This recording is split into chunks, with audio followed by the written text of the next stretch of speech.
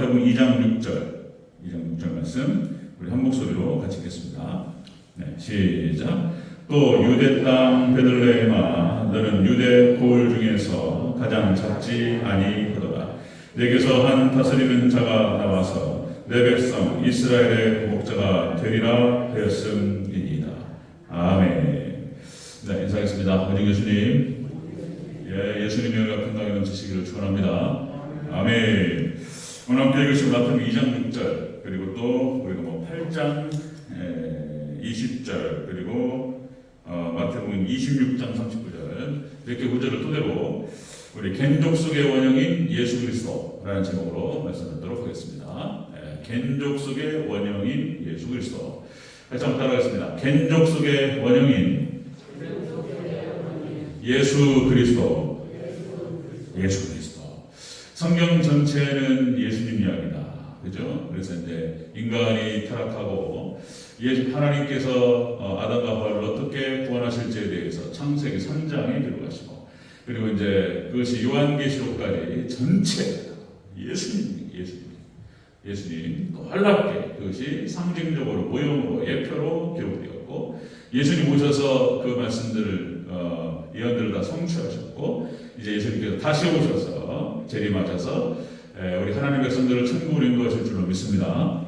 완성하시는 구원의 완성, 구속사의 완성이 이제 얼마 남지 않았어요.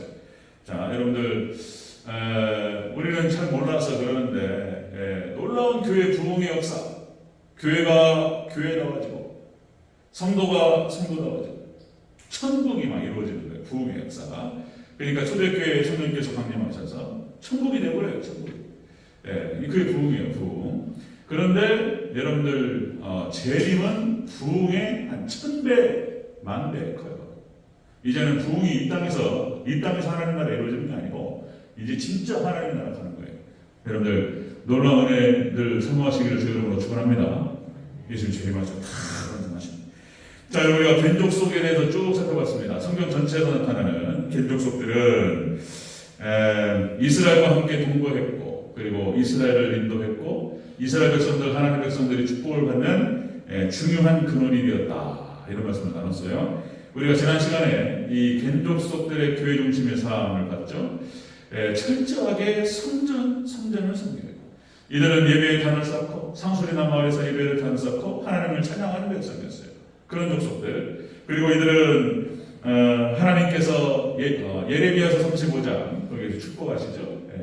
너희들은 내 앞에 서게 되리라. 내 앞에 서게 되리라. 그래서 철저하게 하나님의 성전과 교회를 섬기면서, 예배를 섬기면서 그렇게 하나님 앞에 서게 됐던 족속이 바로 겐족속이었다. 자, 그 다음에 이들은 영영이 끊어지지 않게 되리라. 이렇게 축복하셨어요. 그래서 영원토록 이제 천국 가서 하나님께 경배하고 예배하게 될 것이다. 이 겐족속들은 굳이 성경상에 나타나는 그런 족속들뿐만 아니라 오늘날에도 상징적인 의미에서 겐족속들이 있어요. 한국 사회를 하나님께서 지키시고 보호하시고 함께 하시는 그 이유가 바로 한국 교회 때문이다 라고 하는 것입니다. 오늘 아침에 뉴스를 보니까 이태원에 뭔 또 우리 한국에서 할로윈이 어떻고 이런 얘기 하는 말이죠.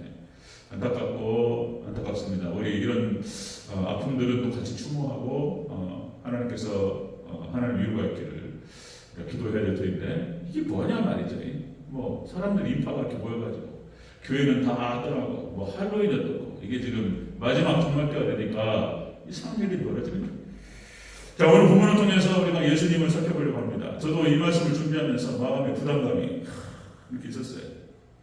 얼마만큼 우리가 예수님의 모습, 예수님의 삶에서 멀어져 있는지, 저도 마찬가지고, 오늘 말씀을 토대로 우리가 대체 예수님을 따라간다고 하는데, 예수님은 어떤 삶을 사셨고, 어떻게 죽으셨는지, 다시 한번 우리가 생각하면서, 우리가 얼마만큼 멀어져 있는지, 성도는 어떤 삶을 살아야 되는지, 다시 한번 생각해 보도록 하겠습니다. 자, no cross, no crown. 너무나 잘 아시죠? 십자가 없이는 면류관이 없다. 그런데 우리는 저도 마찬가지로 십자가의 삶을 많이 외면하죠. 이렇게 좀 피하고 싶고 좀 생각하고 싶지 않고 부담스러워요. 너무 고통스럽기 때문에. 그래서 영광도 없는 거예요. 자, 다시 한번 예수님의 삶을 다시 한번 생각하고 우리 성도의 삶이 어떤 삶이 되었지를 같이 한번 생각해봅니다. 자, 겐족 속의 원형인 예수 그리스도 첫 번째입니다. 예수님의 탄생하신 모습이었어요. 예수님의 탄생하신 모습. 다시 한번 우리 2장 6절, 마태복음 2장 6절 같이 한번 읽겠습니다. 2장 6절 시작. 또 유대 땅 베들레헴아, 너는 유대 고을 중에서 가장 작지 아니하도다. 내게서 한 다스리는 자가 나와서 내 백성 이스라엘의 목자가 되리라 하였음이니라. 아멘. 예수님께서 탄생하신 곳은 베들레헴이라는 곳이었다. 그러니까 유대 땅에서 가장 작은 곳이었다. 가장 작은 곳이었다. 그런데 가장 작지 않다는 거예요. 절대로. 이렇게 축복을 하셨어요. 자, 예수님께서 이 땅에 오신 탄생하신 그 모습은 비천하신 모습이었습니다. 비천하신 모습. 우리 생각으로 보면은 이게 과연 이게 상상이 안 되는 거예요. 예수님께서 이 땅에 오실 때부터 그랬습니다. 자, 예수님께서 이 땅에 오신 것은 베들레헴이라고 하는 가장 작은 마을에 오셨고, 그리고 예수님께서 오셔서 누우셨던 곳은 마구간이었습니다. 그러니까 우리가 그냥 이게 좀 낭만적으로 생각하고 그러는 건데, 생각을 해보세요. 우리 아들, 딸이 뭐 짐승도 아닌데 우리 손주가 거기에 누웠다고 생각해보세요. 이게 있을 수 없는 일이잖아요, 이게 지금. 예수님께서 누우셨던 곳이 마구간이었고, 그리고 말구였다라고 하는 것이 이게, 그 다음에 예수님의 성장 과정도 나사렛이라고 하는 작은 곳이었습니다. 시골 마을이에요. 그러니까 아무도 생각 안 하는 곳이에요. 무슨 나사렛에서 선한 것이 나오냐 말이에요. 예? 좀 서울 아니면 뭐 뉴욕 뭐 이런데, 예? 아니면 뭐 런던 뭐 세계 유수의 도시 그죠? 모든 귀족들과 그 모든 지식인들이 다 모여 사는 이런 도시, 이게 아니었단 말이에요. 지금 예수님께서 나사렛에서 거기서 자라셨다라고 하는 것입니다. 그 다음에 예수님의 사역의 현장도 갈릴리 마을이었어요. 이것도 뭐 아무것도 아닌 거예요. 그냥 작은 마을에서 그렇게 해서 사역을 진행하셨는데, 예수님께서 선택하신 그 제자들도 다 고만고만해요. 그냥 다 무식하고, 가난하고 뭐 이런 사람들이었어요. 근데 하나님께서 그들을 통해서 이루시는 놀라운 역사를 한번 보세요. 어떤 차원에서 하나님께서 의도적인 것 같아요. 의도적인. 그냥 의도적으로 이렇게 그냥 아무것도 아니고 300명을 죽여버려야 돼요. 하나님의 놀라운 역사로 이걸 이루시는 것들을 하나님께서 하셨다라고 하는 것을 고백할 수밖에 없게 만드시기 위해서 어떤 의도성이 있다라고 보여져요. 의도성. 예수님 그러셨습니다. 예수님 장례식 때에도 사람들이 참석 없었어요. 그래서 한번 생각해 보세요. 쓸쓸하고 초라한 장례식의 모습. 예수님 장례식 때 여러분들 몇 명의 여인들밖에 없었어요. 제자들도 다 도망가 버렸어요. 이게 뭐냐 말이죠. 이게 아무것도 아니고, 인간적으로 갈 때는 이거 완전 실패자예요. 예수님의 탄생부터 해서 그런 모습이었다. 겐족 속의 원형인 예수 그리스도의 모습은 바로 그런 모습이다. 탄생 자체가 비천한 모습이었다. 비천한 자리에 있다는 모습이었다는 것입니다. 겐족 속의 모습을 보면 성경사에 나타나는데 그렇습니다. 여러분들 이름도 없고 빛도 없어요. 모른다니까요. 겐족 속이 무엇인지도 몰라요. 전혀. 성경상에서 가장 중요한 역할을 감당함에도 불구하고, 그들이 다시 말씀드리면 이스라엘과 동거했고, 이스라엘을 인도했고, 이스라엘의 축복의 근원이 되었음에도 불구하고 언급이 없어요. 여러분들 세상은 그런 거예요. 세상에 돈 없고 빼먹고 그러면요, 그냥 이게 좀 안 좋은 말로 개털되는 개털. 세상은 그래요. 나이 먹고 돈 없으면 이 뭐냐 말이야. 이게 죄송한데. 그러니까 세상은 그래. 세상은. 그러니까 타무시. 그러니까 겐족 속이 뭐예요? 그게 겐족 속이. 신앙적으로 볼 때 위대한 족속이다 그렇게 얘기하지만은 뭐 아무것도 아니에요. 그냥 아무것도 아니에요. 무소유의 삶을 살아가고, 뭐 소유가 없으면 뭐 어떻게 되는 거예요? 가난하고. 그 다음에 유무민으로서 나그네의 삶을 살아가고 돌아다니면서 뭐 권력이 있습니까? 돈이 있습니까? 무슨 명성이 있습니까? 아무것도 없었어요. 예수님도 그러셨어요. 예수님 그렇게 살아가셨어요. 자, 불편한 삶을 살아가셨어요. 예수님 불편한 삶을 살아가셨고, 겐족 속도 불편해요. 그냥. 근데 우리는 많이 멀어져 있죠. 늘 항상 편리함을 추구하고, 그죠? 많이. 자, 그런데 이 겐족 속들은 그들의 영혼만큼은 천국을 살았어요. 천국. 늘 항상 예배를 드렸기 때문에, 그죠? 그냥 먹는 것이 있고 잘 것이 있으면 늘 하나님을 찬양하고 예배드렸어요. 이게 힌두교예요. 이게 거기에 접붙임 받은 이스라엘의 뭡니까? 이스라엘 족장들, 아브라함과 이삭과 야곱과 요셉과 그 다음에 모세, 그 다음에 뭐 다윗 이런 사람들을 하나님 국지각에 쓰시는 거예요. 이게 큰 인물은 그냥 나오지 않아요. 큰 인물, 정말 역사의 쓰레바퀴를 바꾸고 물줄기를 바꿀 만한 위대한 인물들은 하나님 세우셔요. 처음부터 이렇게 신앙으로 살아가신다. 자, 다시 말씀드리면 예수님께서는 예루살렘이라고 하는 화려한 건물에서 나오지 않으셨어요. 네. 그 예루살렘 성전은 당시에 헤롯 왕이 있었습니다. 헤롯 왕이 있었고, 그 다음에 당시에 무슨 뭐 대단한 종교 지도자들, 네. 그 다음에 뭐 서기관과 무슨 멋이 어떻고 존경받으면서 이런 사람들. 그런데 완전히 부귀영화를 추구하고 타락해버렸어요. 썩어버려요. 예수님께서는 그곳에 오지 않으셨고, 예수님께서는 베들레헴이라고 하는 초라한 마을, 가장 작은 마을에 오셨고, 짐승이 있는 곳에 오셨고, 그 다음에 그 자리에는 예수님 탄생하신 곳에는 목자들밖에 없었어요. 당시에 이스라엘은 목자들은 천대시하는 직업이었습니다. 냄새나요. 양식이 오면은 막 냄새나니까. 냄새나고 막 이런단 말이에요. 예수님 오셨는데 목자들만 몇 명 앉아있고, 둥방박사 이렇게 앉아있고, 이런 거예요. 그냥 아무것도 없어요, 예수님께서. 여러분들 미국의 그 펜실베니아의 아미시라고 하는 그 신앙의 그 사람들이 있다고 그러죠. 들어보셨는지 모르겠습니다. 지금도 살아요. 아미시. 미국의 신앙과 미국의 영성에 중요한 역할을 하는 사람들입니다. 이 아미시는 1693년 스위스 선교사였고 목사였던 야곱 암만이라고 하는 사람이 설립했다는 거예요. 아미시 공동체. 이들은 철저하게 근본절약하고 회개의 삶을 살아가고 철저하게 하나님 중심, 말씀 중심 교육을 줍니다. 이들은 이게 모토예요. 1693년 스위스 목사였습니다.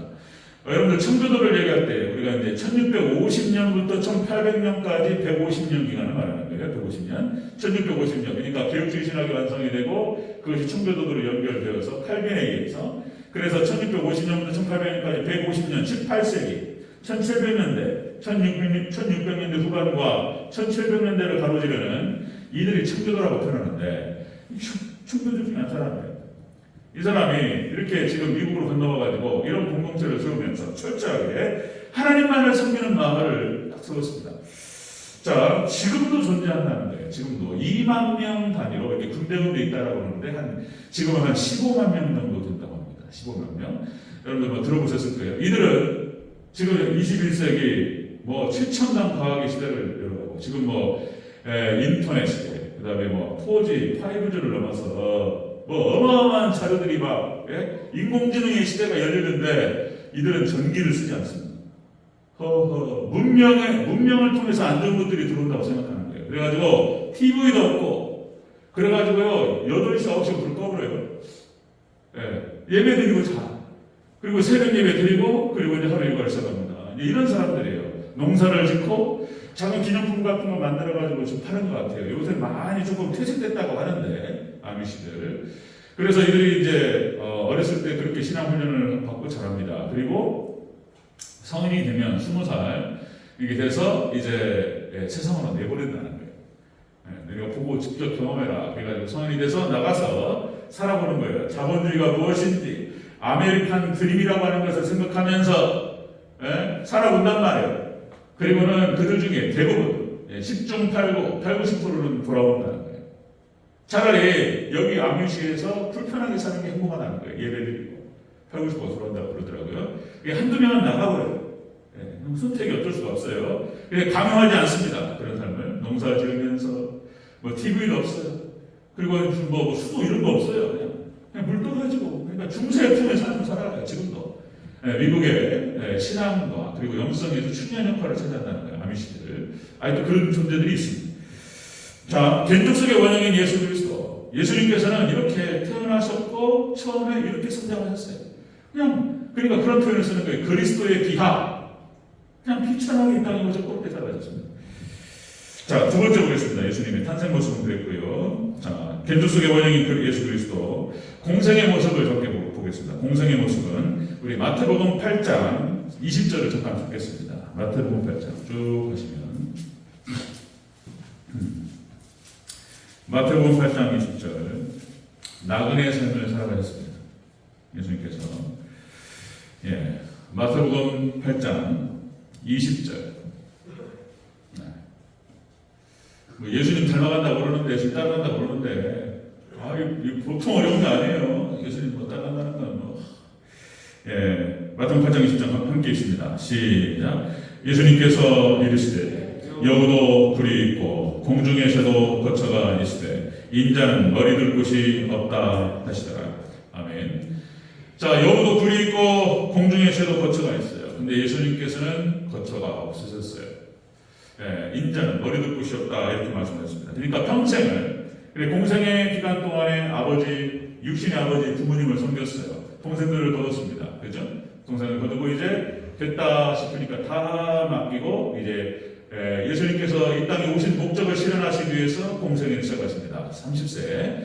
그리고 예수님께서는 돌아가실 때까지 이 땅에 아무것도 남기신 것이 없습니다. 예수님께서는 그렇게 나그네의 삶을 살아가셨다라고 하는 것입니다. 나그네의 삶을 살아가는 게 잠깐 왔다가 가는 그런 인생 가운데에서 무엇을 이 땅에서 구축하려고 한단 말이죠. 예수님께서는 그렇게 하지 않으셨다는 거예요. 철저하게 그냥 돌아다니면서 사셨어요. 자, 예수님 무소유의 삶을 사셨는데 예수님께서는 다 빌려 쓰는 삶을 사셨어요. 다 빌려. 이게 빌려서 우리도 집을 빌려서 살고 뭐 이런 임대도 있고 하지만 예수님께서는 다 빌려 사셨어요. 탄생 자체도 마리아라고 하는 여성의 몸을 빌려서 이 땅에 오셨습니다. 그 다음에 예수님의 탄생 장소도 마찬가지로 마구간을 빌렸어요. 그것도 빌린 거예요. 요셉과 마리아 소유가 아니에요. 베들레헴 왔다가 막 이게 상통이 오니까 어떻게 빨리 여관은 다 꽉 찼고 어떻게 또 찾은 게 마구간이었다. 이게 또 이 마구간도 빌려가지고 그것도 자기 소유가 아니에요. 마구간 빌려가지고 예수님 마구에 오셨어요. 자, 예루살렘 입성하실 때도 예수님께서는 나귀를 빌려서 타셨어요. 그건 제작것도 아니고 그냥 빌리셨어요. 빌려 타셨고, 자, 성만찬을 진행하실 때도 남의 집을 빌렸어요. 수익이 빌려서 하는 인생이 이게 또 예수님 빌려서 하셨고, 그 다음에 무덤에 누우실 때도 너의 무덤에 누우셨어요. 아리마대 요셉이라고 하는 사람의 그 사람이 자기가 들어갈 무덤을 따로 마련했는데 그걸 빌려가지고 거기에 들어가셨어요. 예수님께 처음부터 끝까지 다 빌린 인생을 살았어요. 당신의 소유가 없었어요. 참 안타깝죠.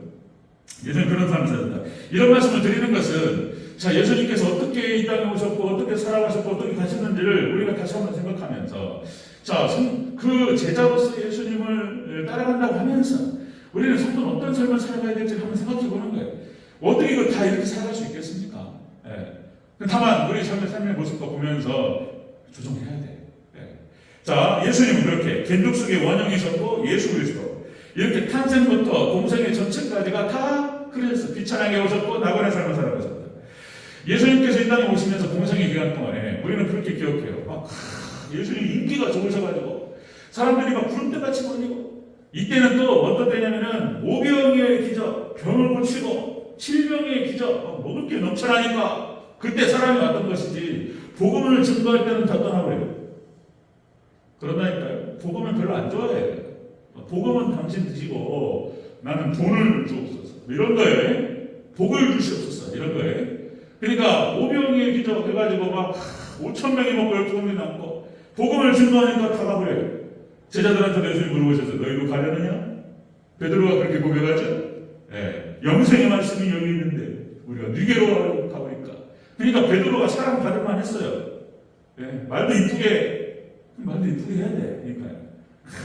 그러니까 하나님께 예수님이 축복해버려 그냥 거기다가 바요나 시몬아 네가 복이 있도다. 네 반석에 베드로 페트라 이게 반석이라는 뜻이에요. 내가 교회를 세우리니 음부의 권세가 이기지 못하리라. 축복해버리셨어요. 예수님께서 그러니까 뭐냐면 인기가 별로 없었어요. 돌아다니시면서 마태복음 8장 34절 온 시내가 예수님을 만나려고 나가서 보고 그 지방에서 떠나기를 구하니라. 저희 좀 가주십시오. 부담돼 예수님. 어려워요. 떠나기를 구했고요. 가다라 지방에서 쫓겨나셨어요. 그 다음에 사마리아 지방에서도 오래 머물지 못하셨습니다. 사람들이 원치 않았어요. 그 다음에 누가복음 9장 53절 예수님께서 예루살렘을 향하여 가시는 도로 저희가 받아들이지 아니하니라. 예수님을 받지 않았어요. 예수님처럼 또 말 많은 사람이 없었어요. 저 사람이 뭐 선지자 같다. 그리고 저 사람이 좋은 사람이냐 안 좋은 사람이냐 잘 모르겠다. 어떤 사람은 좋은 것 같다고 얘기하기도 하고 어떤 사람은 아니라고 하고 예수님도 말이 많았어요. 예수님도. 자, 그 다음에 견적속도 보니까 이 성경 인물들 보니까 다 마찬가지예요. 이렇게 쫓겨다니고 도망다니고 다 그랬어요. 자, 또 견적속이 삶의 형태를 보면은 국경 지방에 산다고 말씀드렸죠. 국경 지방에 살면서 여기서 때리면 이 국경을 넘어가요. 그러면 여기서 쫙 오면서 국경이 있으니까 못 넘어온다는 거예요. 국경 지방에 살면서 여기서 때리면 넘어가고 도망가요. 피해 다니면서 살아요. 안 싸워요. 자, 모세를 보니까 모세도 쫓겨다니고 도망갔어요. 네, 광야로 도망갔습니다. 야곱도 보니까 야곱도 바다나랑으로 도망가요. 네, 도망가요. 보니까요. 엘리야도 아합과 이세벨을 피해서 쫓겨다니고 도망다녔어요. 숨어야 돼요. 잡히면 죽어요. 네, 쫓겨다녔어요. 자, 남은 자 7,000명이 어떻게 살았을까요? 당시 구약 이스라엘이 완전히 타락하고 바알과 아세로 넘어갈 때 남은 자 7,000명 다 숨었어요. 뭔죄를 졌길래 이렇게 되는 거예요. 타락이 있을 때 다 숨어 살아요. 그 다음에 다윗도 쫓겨다녔어요. 일생을 쫓겨다닙니다. 사울왕이 죽이려고 그러니까 도망다녀요. 이게 다 예수님 얘기하는 거예요. 자, 그 다음에 초대교회 12지자도 다 도망다녔어요.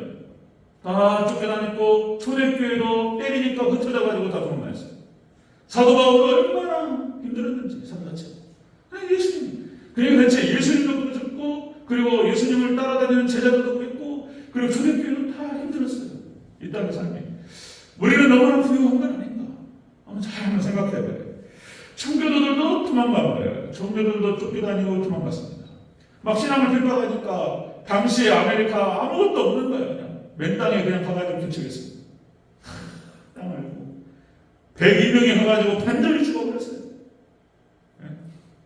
그 땅을 갖다가 일본 가정에서 그의 겨울을 지나는다. 자기 식구들이 죽어나가 이런 고통들을 당했다. 여러분들 평양신학교 우리 총신과 장신이 1951년 총신과 장신 합동과 통합이 쭉 갈라지기 전에 평양신학교로 쭉 내려옵니다. 그래가지고 총신대하고 장신대하고 졸업기수가 똑같아요. 졸업기수가 똑같습니다. 우리가. 근데 그 평양신학교를 세운 사람이 누구냐면 미국의 선교사였던 사무엘 모펫이라고 하는 선교사였습니다. 사무엘 모펫. 이 사람은 이름도 바꿔버렸어요. 이름도 마포 삼년. 이름이 마포세요. 마시. 마포 삼년으로 이름도 바꿔버렸어요. 이 선교사, 미국의 선교사. 1890년. 그러니까 1907년 평양에 엄청난 부흥이 일어나기 전에 17년 전에 평양 땅에 왔습니다. 1890년 8월 19일 날 평양에 도착해서 그때부터 46년 동안 한국에서 선교사 활동을 했습니다. 이 사람은 돌아다니면서 그때 당시 백인을 본 적이 없기 때문에 이 성읍에 숨긴 존재가 왔다 갔다 한단 말이에요. 그러니까 한국 사람들이 막 부르던데 처음 봤어. 이게 무슨 뭐 서양인이 왔는데 뭐 희게 있는 거 아니고 뭐 짐승도 아니고 이게 그냥 막 불 던지고 막 죄송하다고 소금 뿌리고 막 이랬단 말이에요. 그 과정에서 마포선열 선교사님이 선교를 지내요.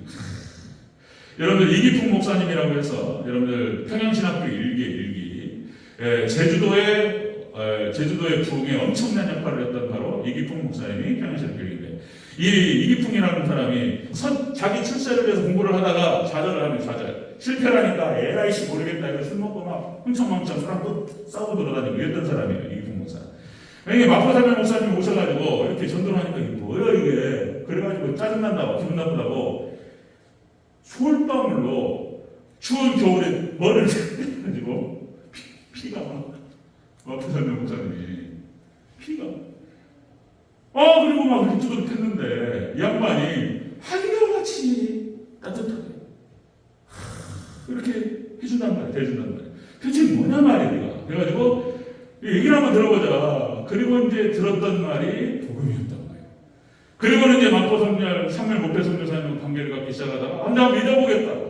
그리고 이제 예배에 참석했다가 이게 맞아버려요. 그냥 성령께서 임하셔가지고 이기품 목사님은요, 불나버려 그냥. 그리고는 이제 평양신학교 1기로 1회로 들어갑니다. 그리고 당시에 아무것도 없었던 제주도로 가가지고 거기에 선교활동을 벌이고 엄청난 부흥 역사를 했습니다. 이 마포삼년 목사님의 한 분의 이 헌신으로 어마어마한 일이 평양신학교가 세워져요. 우리 총신에서 거의 우상입니다. 우상. 우리 박형명 박사. 우리 강도사고시를 보는데 박형명 박사 신학에서 벗어나면 아웃. 이 정도예요. 우상은 거의 우상인데 박형명 박사님을 키웠던 사람이 목회했던 거죠. 이런 거예요. 그리고 이분이 1936년에 일제가 탄압하니까 어쩔 수 없이 미국으로 건너가요. 그리고 1939년에 소천하십니다. 돌아가셨어요. 그리고 마지막 유언이 뭐였냐면 나의 신은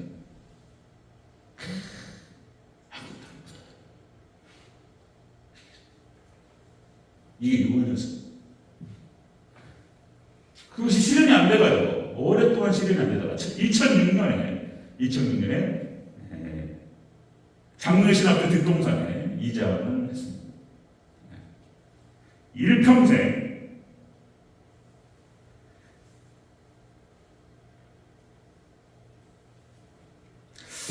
자기 고국을 떠나서 그렇게 살았고, 그리고 자신의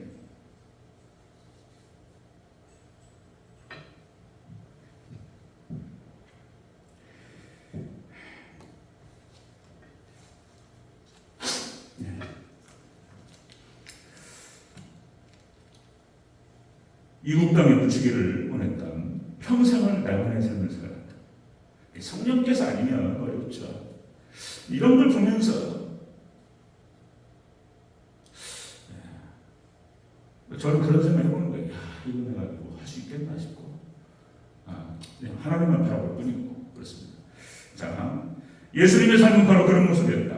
탄생 자체가 비천한 삶을 삶의 모습으로 오셨고, 그리고 일생을 나그네의 삶을 사셨다라고 하는 것입니다.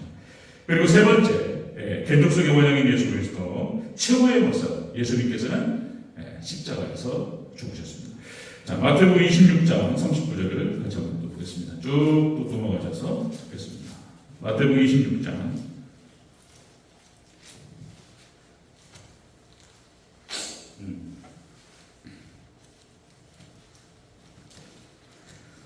마태복음 26장 39절, 39절. 예수님도 십자가를 두려워하시고 이렇게 기도하셨어요. 39절. 마태복음 26장 39절 같이 읽습니다. 시작. 조금 나아가사 얼굴을 땅에 대시고 엎드려 기도하여 이르시되 내 아버지여, 만일 할만하시거든 이 잔을 내게서 지나가게 하옵소서. 그러나 나의 원대로 마시옵고 아버지의 원대로 하옵소서 하시고. 아멘. 예수님의 최후의 모습은 십자가에서 죽으신 모습이었습니다. 그러니까 하나님의 뜻대로 하셨어요. 처음부터 끝까지 다 하나님의 뜻을 그대로 집행하시고 준행하셨습니다. 예수님께서는 그렇게 우리에게 삶의 본을 보여주셨어요. 성도가, 제자가 이 땅을 어떻게 살아가야 할지를 보여주셨어요.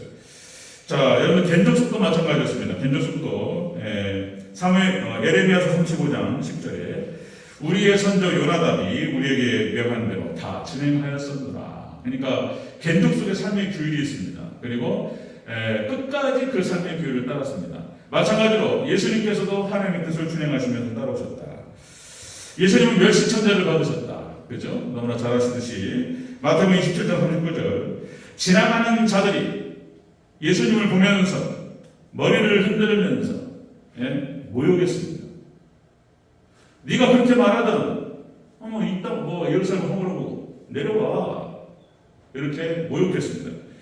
예수님께서는 옷 벗김을 당하셨어요. 옷을 벗긴다라고 하는 것은 그렇게 수치스러운 일이 아니었었죠. 옷을 다 벗기셨고 가시면을 하나 쓰셨고, 그리고 무릎을 꿇렸어요. 예수님은 무릎을 꿇리고 희롱했습니다. 예수님은 침을 뱉었어요.